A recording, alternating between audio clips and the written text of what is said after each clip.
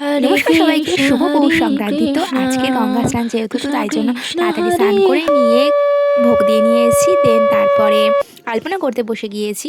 কিছুই আলপনা আমি করতে পারি না, যাই হোক যেটুকু করতে হয় আর কি ওগুলো তো করছি। তারপরে সন্ধ্যেটা দিয়ে দিই।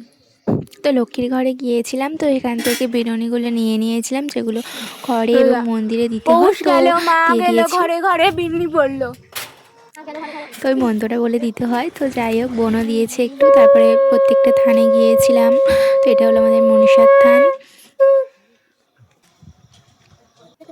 তো তারপরে গিয়েছিলাম কালী মন্দিরে, তো শীতলমা থানে, ওখানে আরও মন্দির সমাজ ওগুলো দিয়েছিলাম, বাট প্রত্যেকটাতে ভিডিও করা হয়নি। এটা আমাদের মা কালী ছিল। দুপুর থেকে সেগুলো তোমাদের সাথে শেয়ার করা যাক, দেখাই। এখানে ভিডিও করছে কি, এখানে আছে সরু চুগলি, তাই তো পাটি সাপটা এই দুটো হচ্ছে, এটা হয়ে গিয়েছে।